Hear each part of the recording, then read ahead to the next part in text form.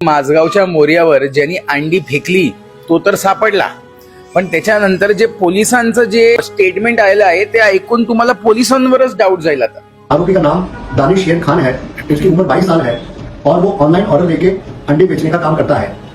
उस दिन आरोपी सोसाइटी में अंडे बेचने के लिए जब जा रहा था तब निर्मणुक में पटाखेबाजी हुई और उस पटाखों का धुआं उसकी आंखों में लगा और उसकी वजह से वो चिढ़ गया और उसने गुस्से में आकर ये काम किया है। इन्वेस्टिगेशन अभी चालू है।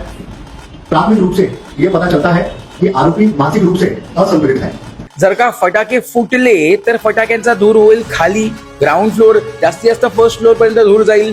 ठीक आहे, फटाके जर का आकाशात फुटले असतील तर डायरेक्ट 7व्या 8व्या फ्लोअरवर धूर होईल।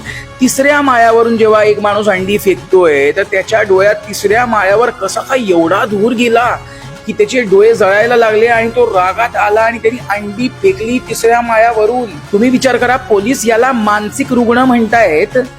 असा मानसिक रुग्ण जो ऑनलाईन धंदा चालवतोय अंडी विकायचा, तिकडे त्याची अक्कल बरोबर लागते, पण त्याच्या मनात एवढी भीती नाहीये बाबा खालतून देव जातोय कोणाचा, एवढी मोठी मिरवणूक आहे, त्याची हिंमत एवढी होते की तो अंडी फेकतो।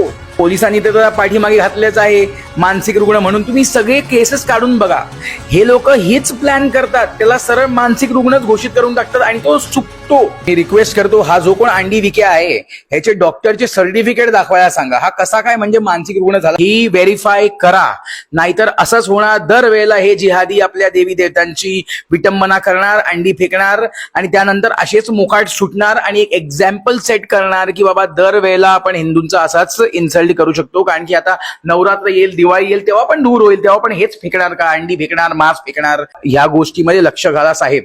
तुम्हाला काय वाटतं नक्कीच कॉमेंटमध्ये कळवा आणि ह्या मुद्द्याला सोडू नका, ह्याला उचलून धरा ही माझी विनंती आहे सर्व हिंदूंकडून। हर हर महादेव, सत्यमेव जयते।